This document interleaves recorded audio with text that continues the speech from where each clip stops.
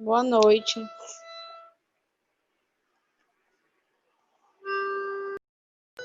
É só eu que não estou escutando o áudio?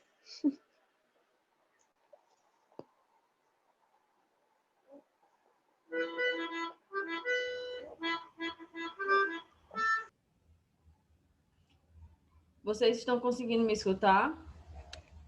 Agora sim. Ah, ótimo. Vou dar só 2 minutinhos e a gente começa, tá? Ok.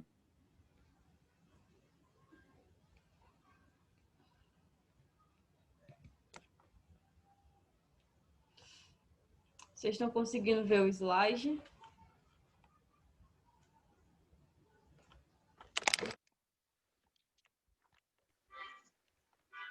Ainda não. Agora sim. Dá para ver? Pronto. Dá.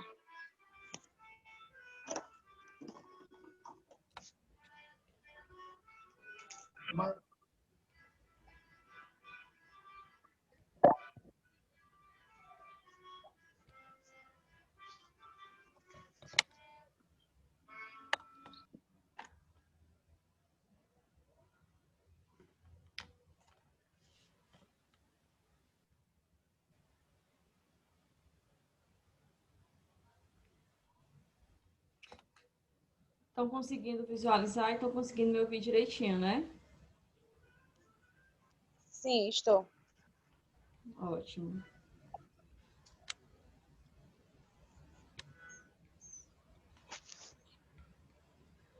Eu vou tentar usar a tela maior, vocês me falam se ficam bons, certo?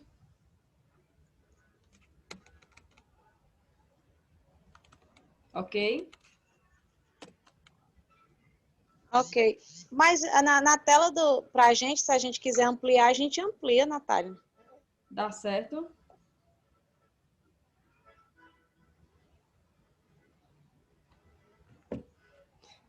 Porque para mim aparece o slide separado. Ampliou mais na tela de vocês? Não, tá normal. Tá normal?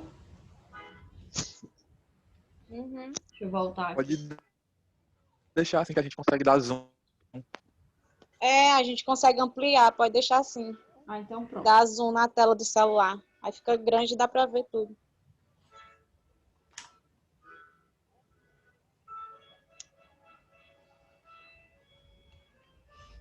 Deixa eu só carregar aqui para mim e a gente já começa.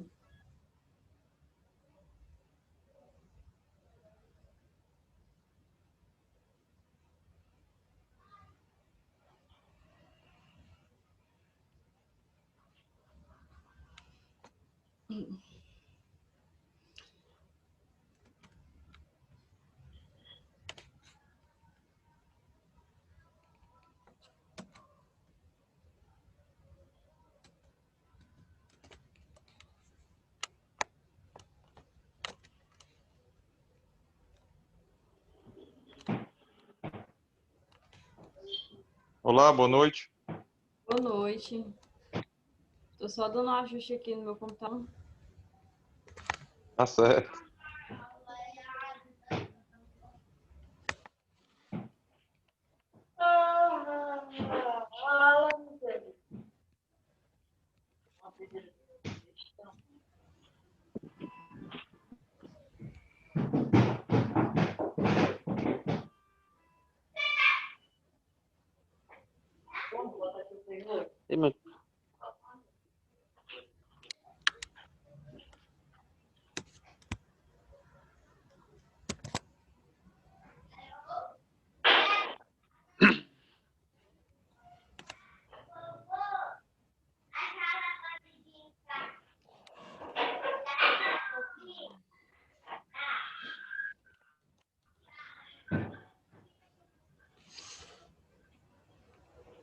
Então, gente, vocês conseguem me ouvir direitinho, né? Vamos lá começar.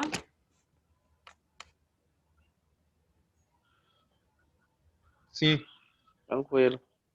Ó, hoje a gente encerrou o nosso assunto, certo? De exames contrastados. A gente vai falar de mamografia a partir de hoje. nessa semana, né? Essas 3 aulas dessa semana vão ser sobre mamografia. Mas dentro da mamografia a gente também tem um exame contrastado, certo? E na outra semana a gente vai falar sobre densitometria óssea. Então hoje é a nossa aula 10. O slide é o slide 9, mas a aula é a aula 10. Não precisa vocês estudarem por aula, só se vocês forem olhar no YouTube, mas quando vocês forem procurar no YouTube, vai estar o nome da aula, né? Por exemplo, a aula de hoje vai ter lá, Introdução à Mamografia. Aí vocês encontram lá e encontram o slide novo. E o slide eu já mandei para o Felipe colocar no grupo, eu acredito que ele já tem repassado para vocês, ok? Qualquer dúvida vocês podem perguntar, tá bom? A gente vai Bonita. começar, o pessoal que foi A entrando. banca tá bonita. Como? Nada não, professor. Ah, É o meu irmão aqui mostrando a blusa. sim, tá ok. Eu não sei como é que... É porque para mim o slide tá aparecendo aqui todo meio torto. Deixa eu dar uma ajeitada aqui nele. Acho que eu piorei. Eu vou aumentar aqui a tela, que fica melhor para mim explicar para vocês. Que eu acho que se eu aumentando a tela do meu notebook, do slide, já aparece para vocês a tela mais inteira, né?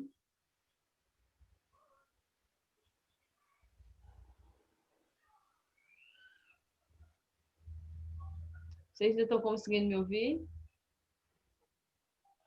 Sim.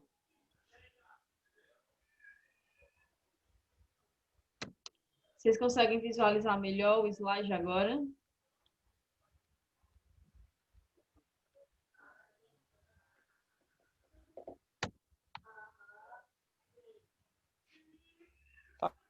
Ah, do mesmo jeito, praticamente. Só ficou preto ao redor. Tá melhor? Tá um pequeno e um grande aqui. Fica melhor do que aquele jeito, porque pelo menos o pessoal é um pequeno e grande, é porque ele deu uma atualizada. Se para o restante do pessoal estiver falhando, vocês me falam, tá? Então vamos lá, a gente vai falar sobre mamografia, certo? E aí, quando a gente fala sobre mamografia, a gente está falando sobre o exame feito nas mamas, né? O exame de radiografia feito nas mamas. Então, se esse exame ele é feito nas mamas, primeiramente a gente tem que falar ali sobre as mamas, que é esse órgão tão importante para o público feminino, certo? É um órgão importante porque a gente já vem com essa cultura, né? Essa cultura muito antiga de que os seios, ele é o que significa, ele é como é que eu posso dizer? Ele é uma imagem do feminino, certo? Só que o feminino, a gente tem outros órgãos que diz o que é feminino e o que é masculino, porque as mamas, elas estão presentes tanto no público feminino quanto no público masculino. Mas essa cultura que a gente tem de criação desde tempos muito remotos é de que as mamas, elas simbolizam o público feminino, certo? E por simbolizar o público feminino, vou quase totalizando as mulheres, né? Quase total as mulheres aí, elas têm as mamas como um órgão, além de frágil, um órgão vergonhoso. Como é que eu digo, né, que é um órgão vergonhoso? Por exemplo, digamos que a mulher, ela tá despida, né, ela tá nua, e aí ela pega desprevenida, ela tá trocando de roupa, chega alguém no quarto, ou ela tá tomando banho, alguém abre a porta do banheiro. O primeiro órgão que a mulher cobre são as mamas, certo? Porque é como se as mamas, elas tivessem ali, se ela tiver descoberta, parece que a mulher está totalmente nua. Mas existem outras partes do corpo em que elas são aí secundárias na parte do feminino, certo?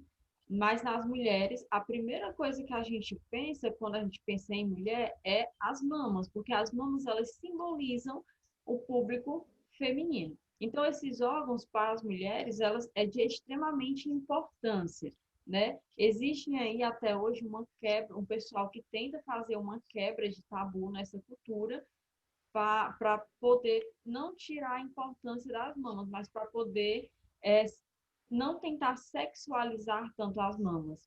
Porque como as mamas elas são voltadas e vistas como algo do público feminino, então elas são muito sexualizadas, né? É por isso que até hoje a questão de amamentar na rua não pode, porque remete àquela coisa sexualizada, mas é só questão de cultura, porque a gente tem o carnaval, que as mulheres ficam com as mamas totalmente despidas e ninguém vê problema nenhum. Tem um pessoal que vê, né? Mas tem outro pessoal que o mesmo pessoal que critica, às vezes, a questão de amamentar na rua é o pessoal que não critica o carnaval das mulheres que estão despidas com os seus. Então, é questão de cultura mesmo, certo? As mamas, qual a função delas, né? A função das mamas é alimentar a prole, né? Que a gente fala, alimentar os filhotes, que no caso das mulheres, né, das humanas, elas são para amamentar os filhos, certo? Os filhos humanos. Porque todo reino animal, né, cada espécie animal tem a fêmea e tem o macho. A fêmea, ela é sempre simbolizada também com a questão das mamas, e as mamas, elas são feitas para alimentar os seus filhotes, do mesmo jeito na parte humana, certo? O público feminino, as mulheres, elas desenvolvem a mamas justamente porque a função dela é alimentar as crianças, certo? Ah, mas se ela não alimenta, precisa desenvolver? Precisa, porque a mulher ela já vem com a questão do ventre, a questão do útero, tudo para procriação, né? Só que tem umas que escolhem não ter filhos, outras que escolhem ter filhos. E aí, essas glândulas que estão no interno das mamas, que são as glândulas mamárias, na gestação elas se desenvolvem mais porque vai ter a produção do leite. Já nas que não optam por ter filhos, né, não vai se desenvolver tanto, vai continuar aí no tamanho que cresceu e estagnou ali. Quem entra no processo de amamentação, no processo gestacional, as mamas elas conseguem se desenvolver bem mais por conta da questão do leite. Então, a única função da mama é isso, é alimentar, ter a produção de leite para alimentar os filhos. Só que o que é que acontece? Todo o conteúdo que tem na mama feminina também é presente na mama masculina. A diferença é que como o homem ele não amamenta, então essa mama ela não se desenvolve, certo? Vale, saiu aqui, mas dá certo. Como o homem não amamenta, então esse conteúdo intermamário, né, esse conteúdo que está dentro da mama do homem, ele não se desenvolve, certo? Mas tudo que a mulher tem na mama dela, o homem também tem na mama dele.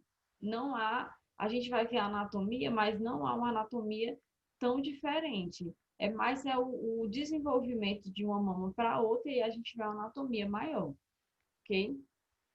A gente vai ver aqui no próximo slide a anatomia da mama. Vocês estão conseguindo ver?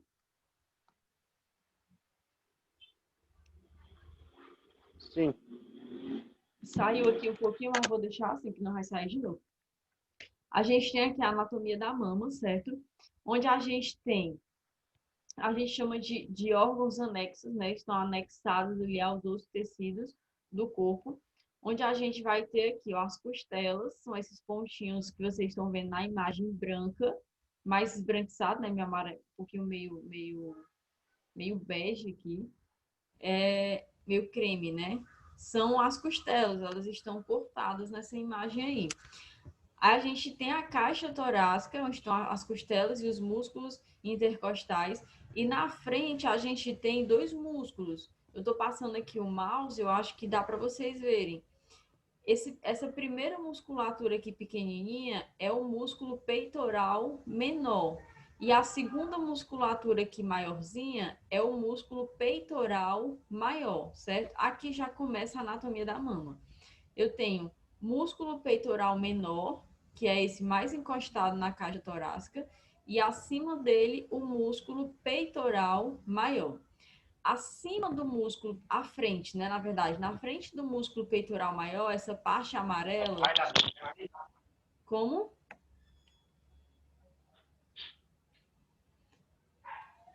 À frente da musculatura, nessa parte amarela, eu tenho tecido gorduroso, certo? Nessa parte bem amarelinha é o meu tecido gorduroso. Esse tecido gorduroso da paciente, ele serve para proteção das glândulas mamárias, certo? As glândulas mamárias são essas que você vê aqui como se fossem várias saculações, certo? Tem como se fosse a junção de várias bolinhas, né? Parecido com as saculações. Isso daqui são as nossas glândulas mamárias, certo? Aqui é onde há a produção de leite. Gente, vocês estão conseguindo me ouvir? Porque a minha travou aqui. Trava um pouquinho, mas tá dando pra ouvir. Trava um pouco, mas tá dando para entender? Travando, mas tá dando pra ouvir. Pronto. Se travar Uhum. muito, assim, não dá para entender, vocês me falam, tá? Então, a gente tem a musculatura, certo? Que é o peitoral menor, o peitoral maior. Na frente do peitoral maior, a gente tem o tecido gorduroso mamário. Tem que dizer que é tecido gorduroso mamário, porque a gente tem tecido gorduroso no corpo inteiro, certo? Então, tem que dizer onde é que está esse tecido gorduroso. Dentro desse tecido gorduroso, no meio, né, desse tecido gorduroso, a gente tem as glândulas mamárias ou glóbulos mamários, tanto faz, certo? E essas glândulas mamárias, elas têm um ductozinho, ó, que vai lá para a parte do mamilo, porque nessas glândulas são produzido leite, mas esse leite ele precisa sair de dentro dessas glândulas, precisa ser excretado, né, para fora do corpo. Então ele vai ser excretado através desses ductos, que se chamam ductos lactíferos. Lactíferos porque vem de leite, certo? Então, a gente tem as glândulas ou glóbulos mamários e a gente vai ter cada uma delas um ducto lactífero, certo? Esses ductos lactíferos, eles saem todos em direção ao mamilo, certo? A gente tem lá a abertura mamilarzinha, certo? Onde vai sair o ducto lactífero para que esse leite produzido ali nas glândulas, ele possa ser passado para o filho. Vocês conseguem perceber que tem uma, como se fosse uma glândulazinha aqui, ó, rosadazinha, bem rosinha, em cima do mamilo e embaixo e abaixo do mamilo? Na verdade, essa parte rosinha aí é a glândula areolar, certo? Ela tá em volta do mamilo inteiro. Essa glândula areolar, ela tá por dentro da pele, mas ela se projeta para fora da pele. É a parte da auréola, certo? Tem o mamilo, que é a pontinha, que é o bico do peito, né, que a gente chama, e tem aquela parte que fica em volta do bico do peito, que é a minha auréola, certo? E, na verdade, aquela auréola é a glândula aureolar. Essa glândula, ela excreta uma substância que ajuda a lubrificar e a proteger essa mama, certo? Essa parte da entrada aqui, ó, da saída, na verdade, né, do leite. Porque se aqui eu tenho um orifício, a mulher aqui pode acumular sujidades, né? Pode ter aqui bactérias, fungos, vírus. Então, o que acontece? Essa glândula aqui para proteger e lubrificar essa mama, certo? Tá travando muito, ó. Como?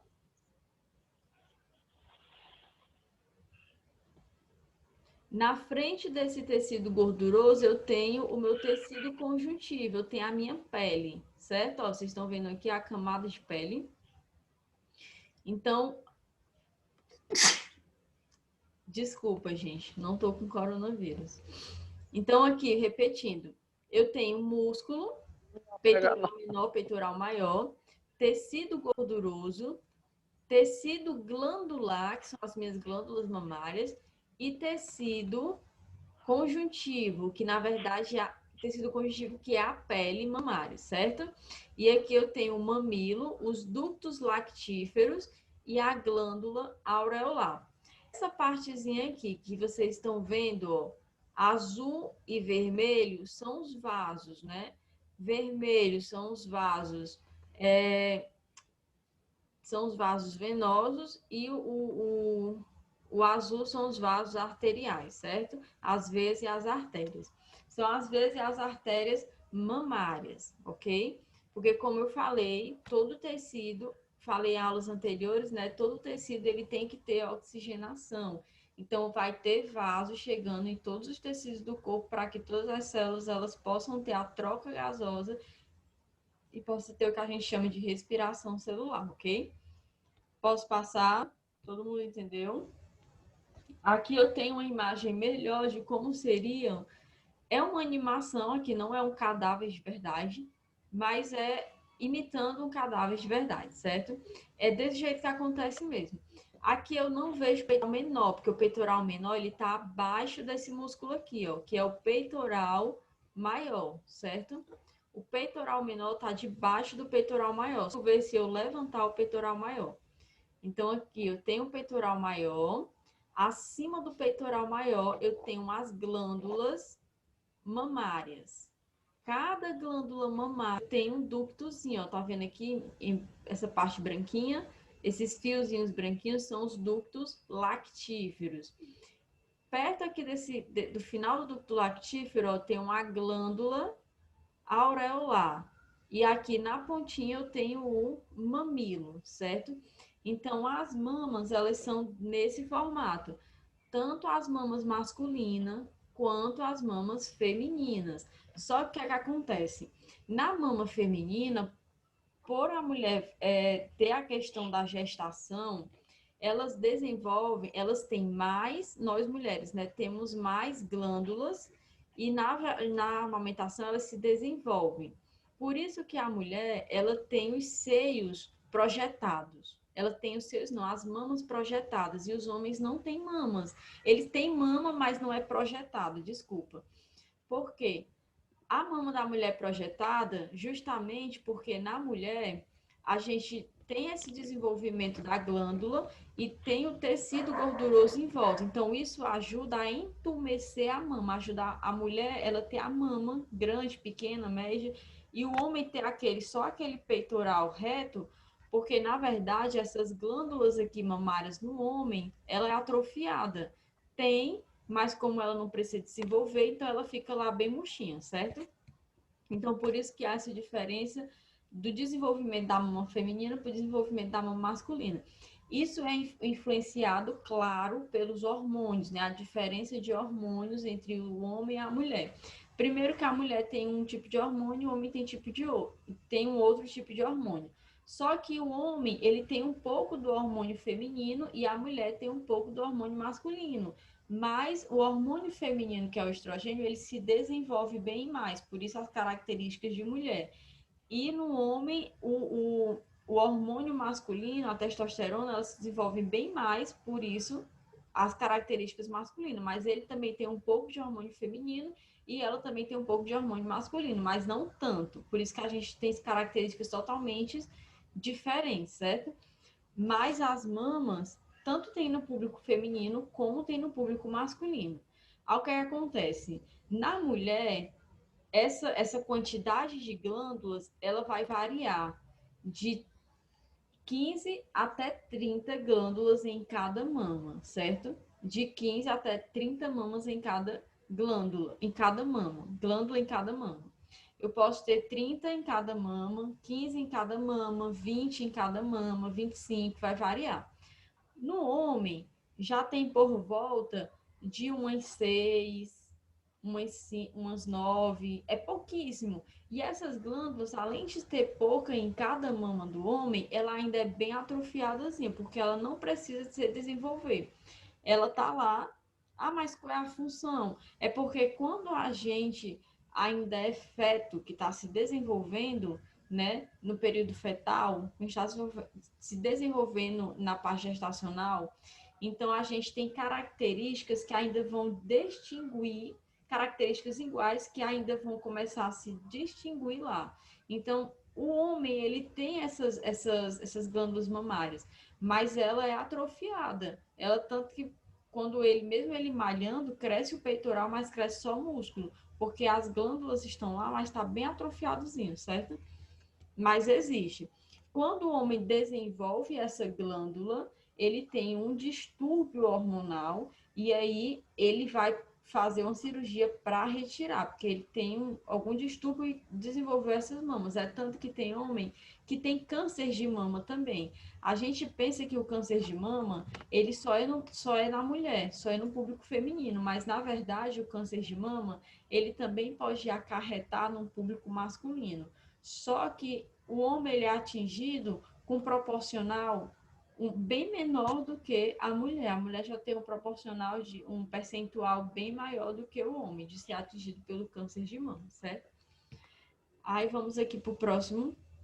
Aqui, ó, como eu falei para vocês, eu tenho a auréola, certo? Que o pessoal fala que é a bolacha, né, do peito. Eu acho isso horrível, mas tem gente que chama, que é a glândula aureolar. Então, a gente tem aqui o mamilo, certo? Que é o bico do peito. Se vocês perceberem, na glândula aureolar, a gente tem esses pontinhos aqui, certo? Que são chamados de tubérculos de Morgagni, ou tubérculo de Morgane, certo? Tanto faz. Esses pontinhos aqui, esses tubérculos aqui, eles servem para lubrificar a mama e proteger. Ele solta substâncias para lubrificar e para proteger. Lógico que no dia a dia nem o homem nem a mulher percebe. E essa glândula, na verdade, ela é mais presente na mulher do que no homem. No homem ela quase não tem, ela é mais presente na mulher. Mas no dia a dia ela está soltando lá uma lubrificação, só que a gente não percebe, porque ela solta uma lubrificação que é uma camada muito fininha, então a gente não consegue perceber, certo? E ainda mais que usa sutiã, usa topper, tá no dia a dia, é que não consegue ficar tão perceptível. O que é que acontece? Essas glândulas, esses tubérculos de Morgagni, eles estão mais presentes quando a mulher está no período de amamentação. Por quê? Quando ela está no período de amamentação, o bebê, ele fica direto sugando, né? Porque ela vai alimentar, vai dar de mamar o filho fica com a boca lá na região mamilar, e aí ele começa a sugar aquela região mamilar. E isso pode causar ferimentos, e muitas vezes causa ferimento na mama da mulher, certo? Então, esse tubérculo de Morgagni, ele serve tanto para proteger esses ferimentos, quanto para lubrificar, protegendo o que eu falo, porque mesmo sendo um bebê, mesmo sendo feto, né? Mesmo sendo um bebê, um recém-nascido, ele ainda assim tem bactérias na boca, porque quando a gente boceja, quando chora, quando a criança chora de boca aberta, quando fica fazendo movimento para querer falar, quando bota objetos na boca, tudo isso a gente começa a adquirir bactérias na nossa cavidade bucal por conta do ar também, certo? O ar, ele tem milhares de bactérias, então o bebê quando chora, fica com a boquinha aberta, tá entrando bactéria na boca do bebê. Então, quando esse bebê coloca ali a boca na mama da mãe, essa bactéria está passando diretamente para a região mamilar. Só que devido a esses tubérculos de Morgagni, a mãe não fica infectada com nenhuma bactéria que tem ali no bebê, porque esses tubérculos de Morgagni, eles vão proteger a entrada, eles vão proteger essa entrada mamilar, certo? Só que o que acontece? Esses tubérculos de Morgagni, eles se desenvolvem mais no período de amamentação, justamente por conta que o bebê está se alimentando e possa estar machucando ali a mama da mãe e ela tem que ficar lubrificando para hidratar essa região, certo? Mas existem alguns casos que a pessoa nunca gerou nenhum filho, mas elas têm o desenvolvimento dos tubérculos de Morgagni. Ou há alguns casos que ela ainda não teve gestação, mesmo antes dela ter a gestação, esses tubérculos já eram bem desenvolvidos. É normal que toda pessoa, mesmo não tendo filhos, ou não esteja no período de amamentação nem de gestação, ela desenvolva algum tubérculo de Morgagni, seja um ou dois, sempre tem, porque tem que ficar lubrificando aquela região e protegendo. Então, existem sim. Alguns bem discretos, outros mais entumecidos, né? Só que tem pessoas que elas têm exageradamente essa quantidade de tubérculos na glândula aureolar. E aí, quando elas têm esse número exagerado, mesmo não tendo filho, mesmo nunca tendo gestacionado, mesmo sendo novo, porque tem meninas novas que desenvolvem muito esse tubérculo de Morgangni. O que é que acontece? Nesses casos, né, quando isso acontece, é porque elas têm uma taxa hormonal muito grande e esses hormônios estão desregularizados e ao desenvolvimento muito grande desses tubérculos de Morgangni. Aí é só ela fazer exame ginecológico, porque o exame ginecológico não é só para as partes íntimas, ela também é para a parte mamária. Então, ela vai fazer para ficar sempre verificando se não está tendo um desenvolvimento também na região interna da mama que esteja acometendo aqueles tubérculos de Morgangni, ou se aquele desenvolvimento precoce esteja acontecendo só por conta de taxa hormonal mesmo que está elevada. E aí, se for, ela verifica também essa taxa hormonal da paciente e provavelmente se tiver desencadeando outro problema, ela vai tomar aí hormônios para regularizar, certo? Próximo slide aqui. Nesse slide aqui, mostra a variação de mamas, certo? Os diferentes tipos de mamas. Mostra bem direitinho, né? Eu tenho tanto a diferença de tamanho, quanto a diferença de formato, tanto das mamas, quanto das auréolas, quanto dos mamilos. Não existem apenas um, dois ou três tipos de mamas. Existem a variedade infinitas de mamas, certo? Lembrando que a gente chama mamas e seio, mas o seio é o que está entre as mamas, né? O que a gente tem são as mamas mesmo, mas é errado na literatura, mas na prática todo mundo chama de seios. Outra coisa é que as mamas, elas têm tamanhos diferentes na mesma pessoa. Eu não sei se vocês já ouviram falar que ninguém é assimétrico, mas existem casos que existe uma pessoa totalmente simétrica. Todo mundo é assimétrico, né? Mas existem casos que a pessoa é totalmente simétrica. O que é isso? Um lado do corpo é totalmente do tamanho do outro. Não tem diferença nenhuma, mas esses são casos raros. É normal em que um lado do corpo ele seja maior do que o outro. Por exemplo, a gente tem um braço maior do que o outro, uma perna maior do que a outra. Do mesmo jeito, a gente tem uma mama maior do que a outra.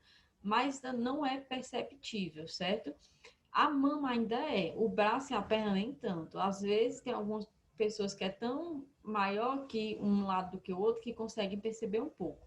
Mas no caso das mamas, quem vê de fora não percebe, mas a própria mulher ela sabe que tem sim uma mama maior do que a outra, né? Ela percebe bem que uma é um pouquinho maior do que a outra, mas não é uma diferença gritante, né? Não é diferença tão grande. Quando essa diferença é muito grande, a mulher deve procurar uma ginecologista ou um ginecologista para ele verificar ou ela verificar a diferença de tamanho entre essas mamas e encaminhar para um exame para saber se há alguma coisa no interior dessa mama que esteja fazendo com que essa diferença de tamanho seja muito grande, certo? Então, é normal que a mulher tenha uma mama maior do que a outra, mas já é preocupante em que esse tamanho ele seja uma variação muito grande. Eu tenho, por exemplo, tenho um peito bem pequenininho, o outro é muito grande, é muito perceptível, não é normal. É normal, por exemplo, isso acontecer na amamentação, porque os seios da mulher, ele cresce muito porque tá cheio de leite, e aí ela amamenta muito de um lado, então o seio que ela tá amamentando muito tá diminuindo mais rápido, o outro ainda tá cheio de leite. Quando ela colocar o bebê no outro, vai diminuir também. É tanto que quando a mulher está em amamentação, o médico sempre recomenda ela dar do lado o leite para o bebê numa mama e já na outra refeição a outra mama, e assim ficar alternando, para as duas mamas elas começarem a diminuir igualmente, certo? Isso não acontece só nas mulheres, acontecem também nos homens. Eu trouxe uma animaçãozinha para brincar, né? Mas acontece isso mesmo, certo? Nos homens, da mesma forma. Eu tenho variedades de tamanhos e tipos de mamas.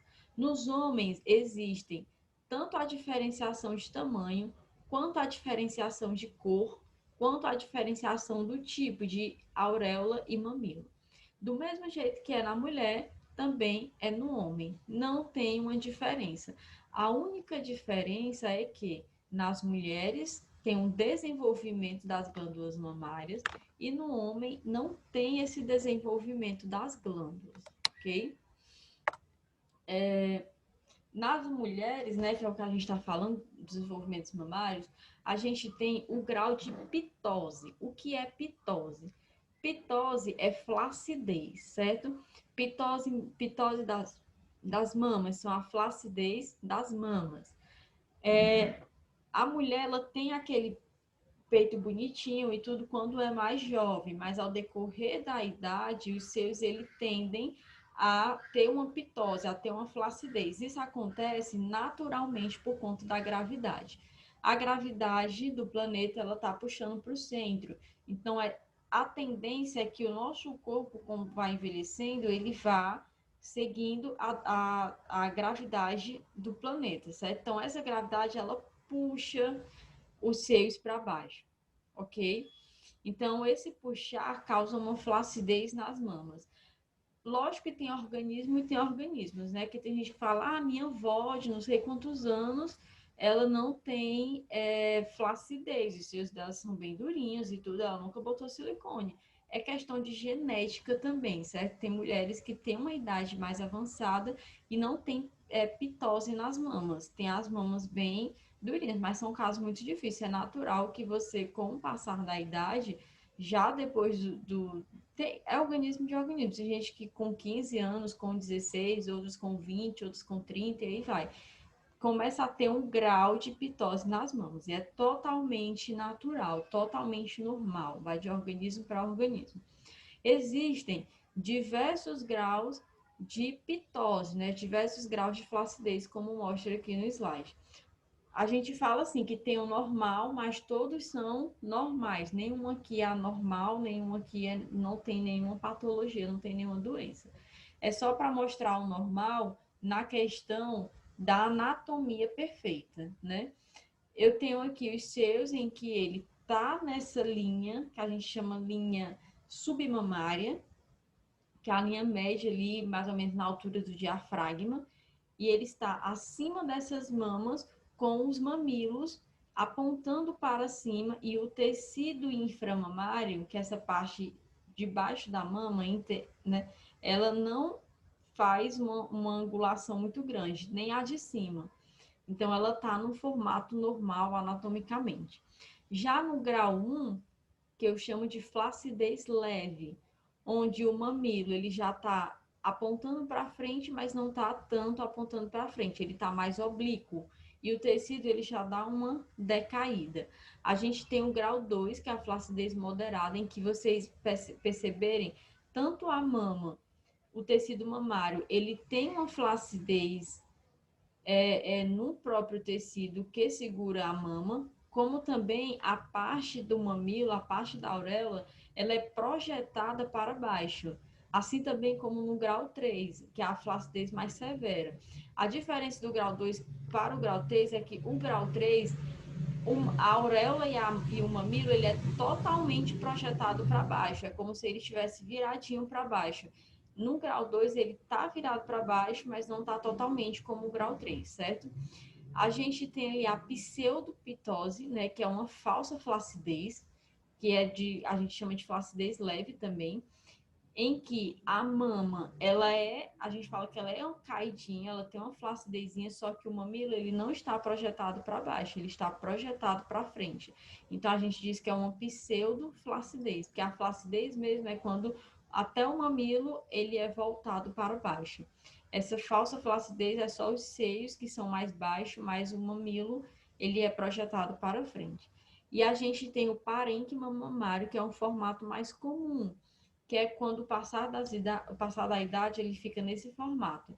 A mama ela decai um pouco, ela tem essa flacidez e o mamilo ele vai seguindo a flacidez da mama, mas ele nem fica projetado totalmente para frente, mas não fica projetado também totalmente para baixo, certo?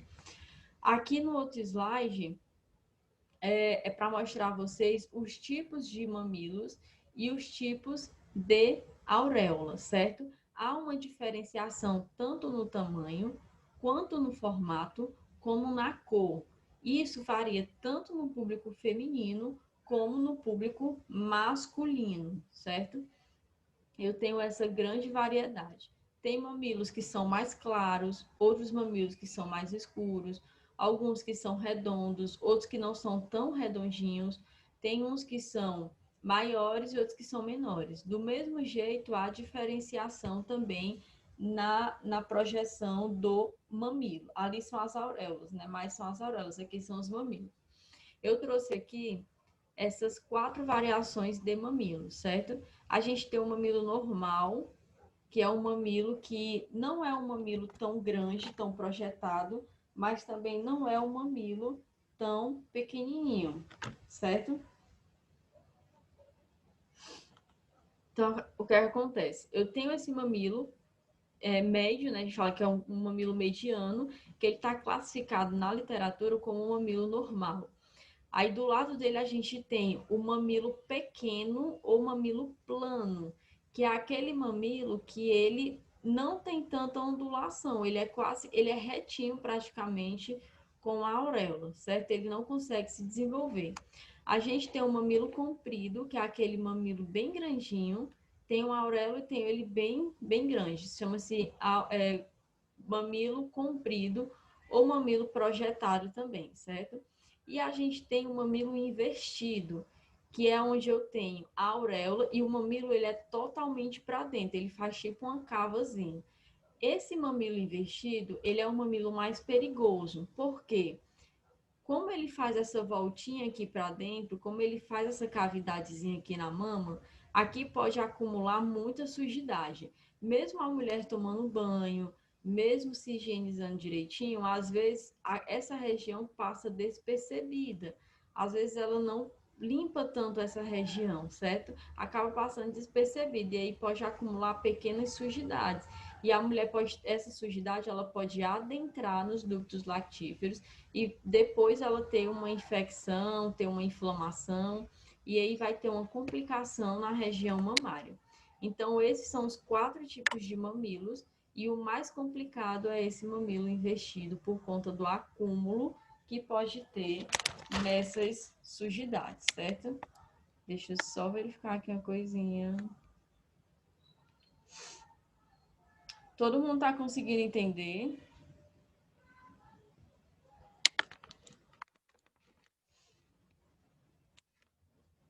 Aí a gente tem aqui, ó, a prótese mamária, certo? Essas próteses mamárias são o que a gente chama de silicone, né? A silicone mamário. O silicone, essa prótese, ela é feita de material siliconado, por isso que a gente fala que é silicone, né? Não fala que é uma prótese, mas é uma prótese mamária, certo? Essa prótese mamária, ela é colocada na mama por 3 tipos, 3 locais diferentes, né? Pode ser colocado pela auréola, em que o médico tem a auréolazinha, ele corta aqui a auréola, coloca o silicone por ela e depois ele encaixa a auréola e costura a auréola todinha da paciente. Pode ser colocado abaixo da mama, né, a região inframamária, que faz um cortezinho na mama. Pode fazer tanto um corte do T invertido, como só um risquinho assim debaixo de cada mama e colocar. E também pode colocar pela região axilar, que algumas mulheres gostam porque fica mais discreto. Corta-se aqui faz-se um corte na região axilar. Lógico que não é em qualquer região, né? Pega um aqui na região axilar que vá encaminhar direto para a região das mamas. E coloca a prótese até abaixo da glândula mamária, certo? Essa prótese mamária, em que geralmente são as mulheres que colocam, mas tem homens também que colocam próteses mamárias, né? Essa prótese mamária, ela tem três tipos, 3 formatos. Eu tenho a redonda, a cônica e a anatômica.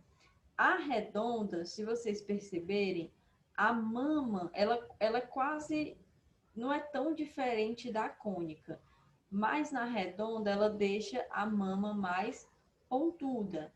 Na cônica, ela deixa a mama mais redonda. Vocês verem pela parte externa, ela deixa a mama mais redonda.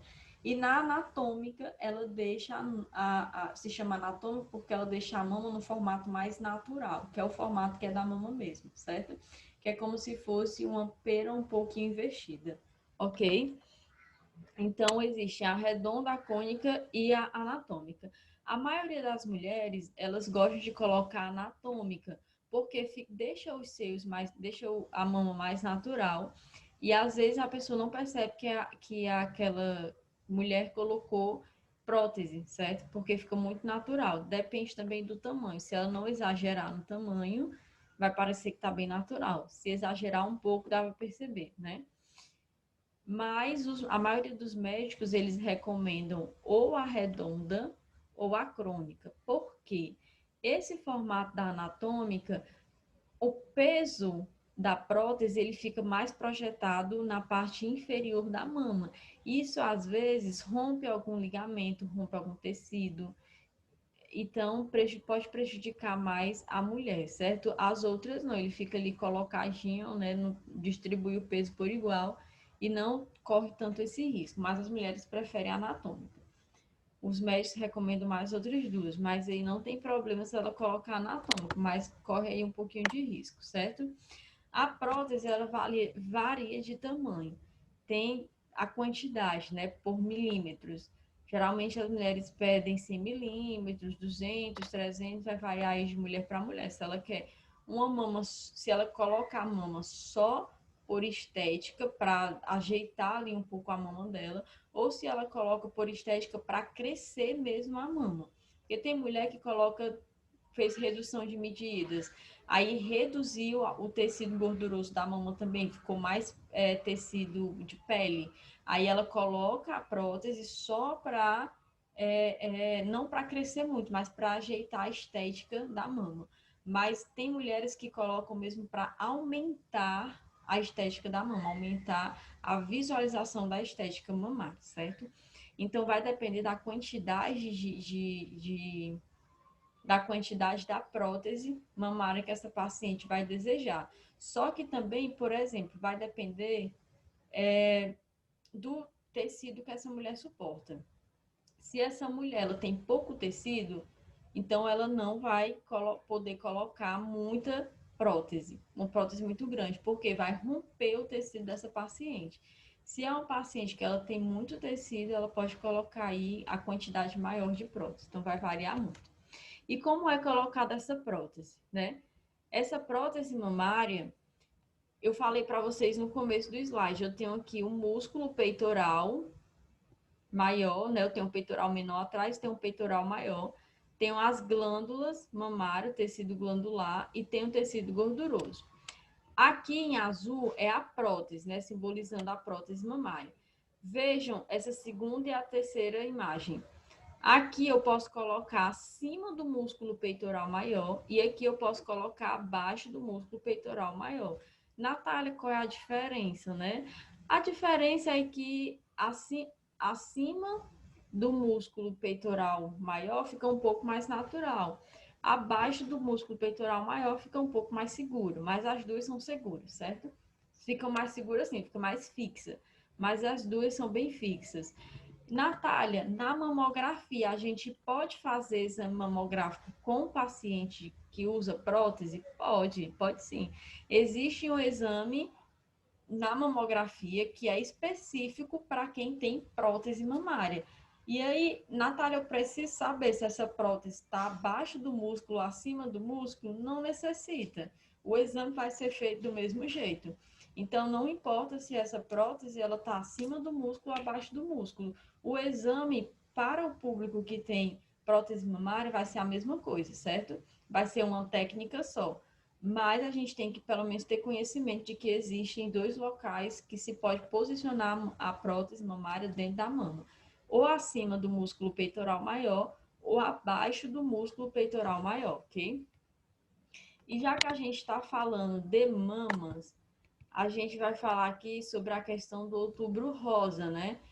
Que o outubro rosa, ele é bem comentado aí nacionalmente para que essas pacientes, elas venham a fazer esse exame de mamografia. Aí é que a gente fica mais evidente, né? O público da radiologia, quem trabalha na área da mamografia, fica muito evidente. É mais lembrado na hora do Outubro Rosa, né? Para a questão da mamografia voltada para o câncer de mama.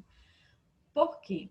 O ano todo tem mamografia, mas essa campanha é tirada só em outubro, certo? Mas no hospital o ano todo tem campanha lá para você fazer o exame de mamografia. Porque o câncer, né, o câncer de mama é o segundo câncer que mais mata as mulheres, certo? É o que mais mata as mulheres hoje em dia. Então, quanto mais rápido, quanto mais precoce a gente consegue identificar um possível câncer ou câncer de mama, mais rápido essa mulher vai poder, mais precocemente, ela vai poder tratar esse câncer e sobreviver, né? E não ir chegar à morte, chegar a óbito por conta do câncer. Pode chegar por conta de outra coisa, mas não por câncer do câncer, se ele for tratado o quanto antes adequadamente. Mas, Natália, o Outubro Rosa, ele é voltado para a mulher, mas o homem também pode fazer? Tanto pode como deve. Como eu falei para vocês, o homem, assim como a mulher, ele também tem glândulas mamárias. Só que a diferença é que essas glândulas, elas não se desenvolvem, mas às vezes elas se desenvolvem. São raras as vezes que isso acontece, mas se desenvolve, certo? E às vezes o homem cresce ali, ele cresce, começa a crescer uma célula cancerígena e ele não percebe, só vai perceber quando percebe alguma modificação na mama, algum carocinho, algum lado maiorzinho do que o outro que ele vai procurar e já está avançado. Então, o homem não só pode, mas também deve fazer o exame de mamografia, mas acaba que não fazendo, acha que não pode ter câncer de mama e tudo, acaba não fazendo, e aí essa campanha acaba sendo voltado mais para o público feminino. Mas lembrando que o Outubro Rosa é tanto para o feminino como para o masculino, certo? Então a gente fala dessa campanha porque é um dos cânceres que mais atinge as mulheres hoje em dia, né? O segundo câncer que mais mata as mulheres. E tem toda a questão emocional da mulher, como tem toda a questão emocional do homem, certo? E também do profissional que está ali atendendo esse paciente. Quando a gente vai atender um paciente que ela vem fazer exame de mamografia, tem todo um preparo psicológico. A gente acaba sendo também ali um pouco psicólogo para aquele paciente, porque ela já vem querer saber o que é, ela já vem apreensiva, ela já vem com medo de que ela pode ter um câncer, ela já vem pensando assim, ela nunca pensa só, eu vou fazer um exame para ter cuidado com a minha mama, né, para cuidar e tudo. Não, ela pensa logo, vou fazer esse exame de mamografia para ver se eu tenho câncer, para ver se eu não tenho câncer. Provavelmente eu posso ter. Elas pensam nas piores coisas, né? Então, tem canto de mamografia que é o bem humanizado. Elas chegam, tem uma salinha com rosas, com flores, uma musiquinha, uma coisa mais calma. Você tem que conversar com o paciente, a gente vai fazer o exame acontece dessa forma, a senhora vai ficar nessa posição, a gente vai fazer isso porque isso aqui é preciso, e sempre explicar, agora eu vou apertar nesse botãozinho aqui, vai pressionar a mama da senhora, e sempre explicando, e deixar a paciente sempre calma. A paciente ela já chega muito apreensiva, certo? Olha, o exame é bem rapidinho. Tem paciente tem profissional que às vezes até brinca um pouco com a paciente para descontrair, porque ela acaba esquecendo aquele problema, né? E tem paciente que chega no consultório, chega na clínica, no hospital para fazer o exame de mamografia, que já tem o câncer e está em tratamento, ou que teve o câncer, já se tratou, mas está fazendo ainda acompanhamento. Então, você tem que trabalhar de forma humanizada, certo? Porque, primeiro, você está fazendo a mamografia em um órgão que é mais delicado para o público feminino. E além de ser delicado, quando se trata do exame de mamografia, remete-se logo para saber se a pessoa tem câncer ou não. E ela pode ter qualquer outro problema na mama que não seja um câncer de mama, certo? Um câncer mamário. Pode ter qualquer outro problema que é bem mais fácil de tratar e que não seja tão grave, né? mas que possa, assim, também acarretar um câncer de mama. Então, como a gente está falando aí dos cuidados para se perceber o câncer de mama, né, essa campanha do Outubro Rosa, eu trouxe aqui algumas percepções diferentes na mama, que quando a mulher percebe, ela tem que ir ao médico. Ou seja, a mulher e vocês homens também que têm namoradas, têm as mães, têm mulheres, né? Perceberem isso também nas mamas das mulheres, que às vezes elas não percebem, mas outra pessoa percebe. Então, sempre observar se na mama tem algum caroço, se tem algum mamilo que está puxado, que é um mamilo puxado, que ele está muito protuso, mais para frente do que para outro, certo? Se tem alguma ondulação na pele, se tem algum corrimento na parte mamilar, se está saindo pus ou se está saindo algum líquidozinho mais transparente, ou se está saindo sangue, certo? Ou se está saindo leite, mesmo a paciente não tendo nem processo de amamentação, nem processo de gestação, certo? Nem ela esteja gestante, nem esteja amamentando. E mesmo assim, nunca teve filhos. Aí começa a ter escorrimento de leite. É anormal, não é uma coisa natural do corpo que isso aconteça. Está acontecendo ali por algum motivo. Geralmente é porque o parceiro ou a parceira dessa paciente, ela está fazendo uma sucção na mama da paciente e está, o quê? Estimulando a produção de leite. Isso acontece. Mas, às vezes, mesmo quando isso não é estimulado pelo parceiro ou a parceira da paciente, é algum distúrbio que ela tem na glândula mamária e começa a sair leite daquela mama da paciente. Ou leite ou pus, ou sangue, ou algum corrimento mais transparentezinho, certo? Então, sempre prestar atenção se está saindo alguma substância, algum corrimento dessa mama da paciente, que isso não é normal. O normal é o quê? Sair leite no período de amamentação e no período de gestação, certo?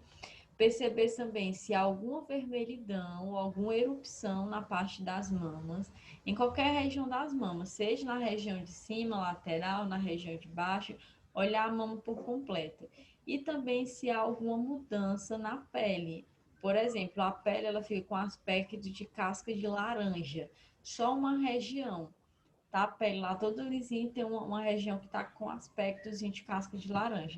Todos esses sintomas que estão aqui, todas essas observações de mudança na mama, são mudanças que podem ser derivadas já de alguma neoplasia, certo?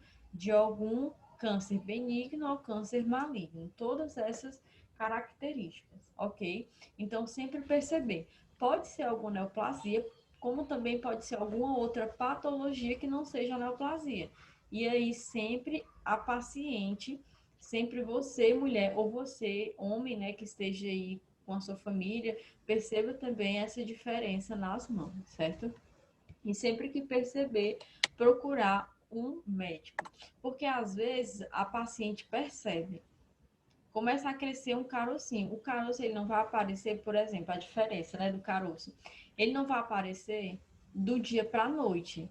Tipo, hoje eu dormi, amanhã eu amanheço com um caroço de 5 centímetros. Não é assim.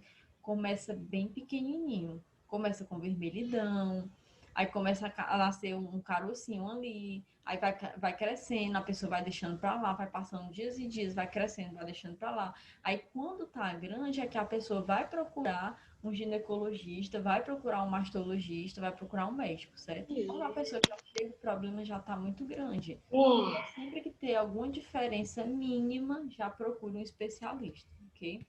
E aqui vem mostrando como se deve fazer o autoexame, certo?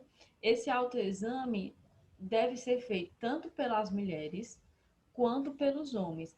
Ah, lembrando, essa mudança de característica que eu mostrei aqui, ela serve, prestem atenção, ela serve tanto para a mulher quanto para o homem, certo? Ela não, lógico, a observação, a campanha é toda voltada para o público feminino, é mais comum na mulher, mas elas são observações que podem acontecer tanto na mulher como no homem. No homem é mais difícil, mas também pode acontecer.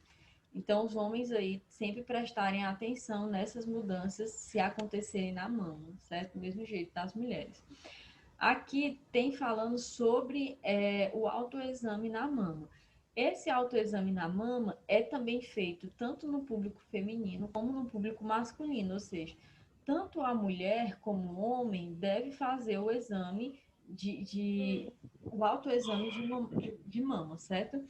Aí eu trouxe 5 passos, né? Que esse quarto, na verdade, acaba sendo 6 passos, mas são 5 passos, resumidamente. O primeiro passo, eu até faço isso dentro da sala, faço todo mundo fazer e tudo, porque às vezes você sabe só de escutar e ver, mas na hora de fazer você esquece, entendeu? Uma coisa é quando você aprende observando e escutando, mas você aprende melhor quando você faz. Então, se a gente tivesse presencialmente, eu ia mandar vocês fazerem tudo, não ia obrigar, né? Mas ia mandar vocês fazerem, porque você consegue fixar melhor o conhecimento. Mas como a gente está aqui, eu vou só ler aqui para vocês coisas que vocês também já estão vendo. O primeiro passo, tanto o homem ou a mulher, fica na frente do espelho e vai observar lá se tem alguma diferença. Qual é essa diferença? Tanto a diferença do tamanho da mama, se tem uma mão maior do que a outra, também como essas diferenças. Ela vai olhar no espelho e vai ver se vê algum caroço, se vê algum mamilo mais puxado, se tem alguns seios que está com alguma vermelhidão, se tem algum escorrimento, certo? Tudo isso ela vai observar quando ela estiver olhando para o espelho. Mas principalmente se uma mama ela está muito maior do que a outra. Porque como eu falei anteriormente, é normal que uma mama ela seja um pouquinho maior do que a outra. Deixa eu beber um pouquinho de água aqui que eu já estou com sede. É normal que uma mama ela seja um pouco maior do que a outra, só um pouquinho, a diferença é mínima. Mas ela tem que verificar no espelho se essa variação do tamanho de uma mão para outra, ela é uma variação com uma discrepância muito grande.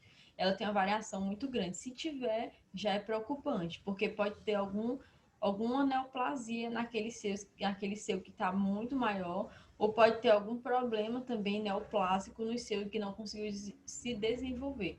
Então, ela fica com os bracinhos para baixo, olhando para o espelho e verifica se há uma mama maior do que a outra.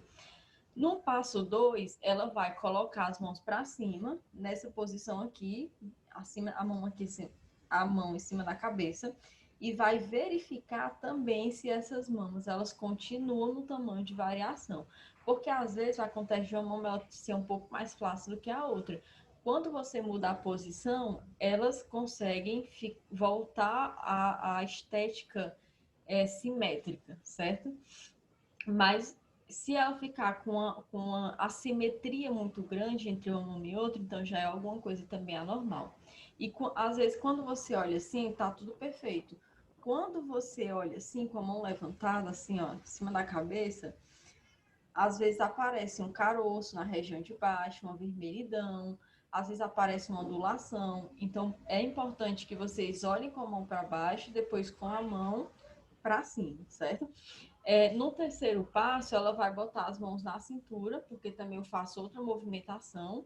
Quando eu botar na cintura, o meu peitoral maior, ele vai dar uma repuxada para a lateral, certo? Ele vai dar uma contraída aqui para a lateral.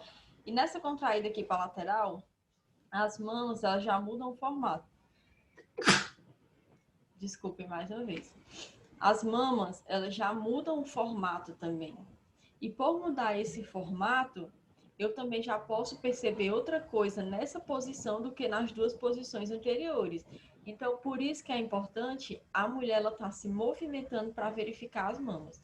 Mão para baixo, olhou, vê se está assimétrico, vê se não tem alguma dessas patologias que eu falei antes, ou uma ondulação, ou um caroço, ou uma vermelhidão. Depois, põe a mão aqui para cima, verifica também se não há algum problema, depois põe a mãozinha na cintura, verifica também se há uma diferença no tamanho dessa mama, se não aparece algum caroço ou algum outro probleminha, certo? Depois, essa paciente, ainda em pé, ela vai botar uma mão aqui atrás da cabeça para verificar uma mama. ela vai fazer movimentos ondulares, como ela está fazendo aí na imagem, certo? Esses movimentos ondulares, ela vai apertar nesse sentido assim, não sei se dá para ver aqui na minha câmera, ela vai apertar no sentido ondular em toda a mama, começando lá na auréola, indo até a região axilar aqui.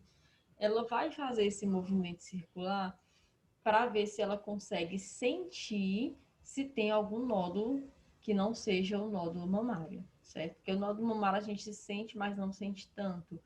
Se tiver algum caroço, ela vai sentir a diferença. Fez um lado todinho, começa aqui na região mamilar e vai até a região próxima à axila, certo? Depois que terminou, faz o outro ladinho, do mesmo jeito, certo? Natália, esse movimento é para fora ou é para dentro? Tanto faz, você pode fazer o movimento circulando para fora, como pode fazer o movimento circulando para dentro da mama, certo? Os dois você vai conseguir perceber alguma coisa, se tiver alguma diferença. Mas a gente recomenda você fazer para os dois lados, tanto para um lado como para o outro. Circula primeiro para o lado externo, depois circula para o lado interno. Ou seja, circula primeiro para o lado lateral, depois circula para o lado mais medial. Fez uma mama, terminou, fez a outra do mesmo jeito. Depois de ter feito isso, a paciente deita, certo? Deitada, ela vai fazer o mesmo movimento. Coloca a mão de trás da cabeça e faz o movimento de ondulação. Então, vou voltar aqui para você não ter perdido. Tá bem direitinho, né? Mas às vezes você se perde. Observa a mão em pé, com as mãos para baixo. Observa a mão em pé, com as mãos na cabeça. E observa a mão em pé, com a mão na cintura. Depois, coloca a mão atrás da cabeça e verifica a mama em pé. Troca, faz a outra mama. Depois que verificou em pé esse movimento, a paciente deita. Quando ela deitar, ela vai fazer a mesma coisa, só que deitada, certo? Depois, ela pode se levantar, ficar de pé e verificar, fazer esse movimento que está mostrando no 5. Aqui está a mama dela, ela vai fazer isso até o mamilo, certo? Apertando. Aperta a mama lá de cima até o mamilo. Para que isso? Para saber se vai sair ali alguma secreção, certo? Para saber se tem alguma secreção saindo daquela mama, seja de leite, seja de sangue, seja de pus, certo? Então ela vai fazer esse movimentozinho aqui. Pode apertar a mão para saber se está saindo leite, ok? Então, esse é o autoexame. A gente tem que conhecer porque quando a gente está na mamografia, digamos que você vai trabalhar lá no interior. Até aqui na cidade acontece isso. O paciente chega e não sabe como é que faz autoexame. Às vezes ela tem vergonha de perguntar para alguém. Aí você conversando com ela lá, fazendo o exame de mamografia dela, ela vai e lhe pergunta: moça, como é que faz o exame? Como é que eu fiz o autoexame na minha mão, mas eu acho que eu fiz errado. Ela fica mesmo, como é que faz? Aí você vai e explica. Então você tem que saber como é o autoexame. Porque se uma pessoa te perguntar, você não vai saber explicar, entendeu? Um paciente chega para você: olha, porque eu não consegui entender, né? Eu acho que eu fiz, mas eu fiz errado. Então ela vai chegar e dizer: olha, como é que faz o exame como é que faz o autoexame? Eu nunca soube como é que faz, eu sempre escutei, mas eu não sei como é que faz. E aí você, não, também não sei não, entendeu? Você tem que saber, você tem que ter conhecimento para você passar para aquela paciente, até para você fazer em si e também passar para a família. E aqui no último slide eu tenho só um questionáriozinho que eu fiz para vocês de 7 questões, certo? Do mesmo jeito, façam esse slide manuscrito, pergunta e respostas. No final eu pego. Vou passar para o Felipe um documentário, se vocês quiserem assistir. É o documentário, vou passar o link, tem no YouTube, certo? Para Além dos Seios, o nome do documentário. É um documentário de 1 hora e alguns minutos. Vou passar para o Felipe o link do YouTube e ele vai mandar no grupo. Quem quiser assistir, assista. Quando eu começo a falar de mamografia, eu boto primeiro esse documentário para a gente dar início à mamografia. Esse documentário, ele não fala do exame de mamografia, mas ele fala da questão da simbologia das mamas. E se na sala tiver alguma mulher ou algum homem que queira trabalhar com mamografia, é interessante que vocês assistam e tenha essa questão da humanidade, certo? Porque os seios, eles não só totalmente seios para uma pessoa, como eles são sexualizados, eles também trazem uma história para cada mulher, certo? Então, aí, se vocês puderem assistir esse documentário, é bem interessante. Eu vou passar o link para o Felipe vai passar para vocês. Lembrando mais uma vez que esse documentário ele não fala sobre o exame de mamografia, mas fala da simbologia da mama e vai além dessa cultura que tem da mama sexualizada na mulher e da mama como símbolo feminino, certo? No mais, a nossa aula é somente esse assunto por hoje. Amanhã a gente vai falar de outros assuntos da mamografia. Amanhã a gente já entra mesmo nos exames de mamografia. Vamos falar aí do equipamento. Vamos falar e começar a falar de algumas técnicas. Até agora, vocês têm alguma dúvida? Essa é a hora de perguntar. Se vocês tiverem, pode perguntar, tá?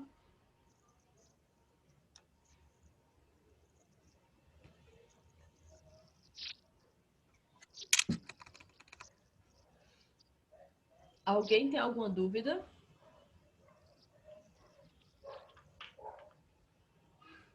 Não. Eu vi um não aí bem baixinho.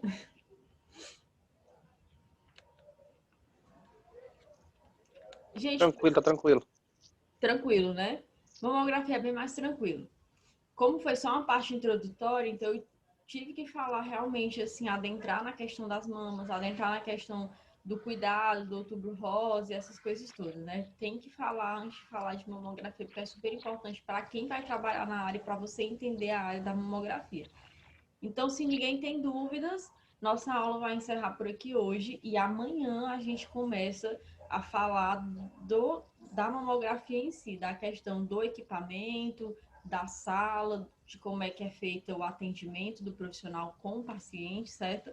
E já vamos, eu acho que se der tempo a gente vai falar aí já algumas técnicas já, tá certo? Então, por hoje é só. Amanhã eu mando o link 7 horas também para o Felipe, para a gente começar a nossa aula 7 horas em ponto. E hoje ainda vou mandar o link do YouTube, tá bom?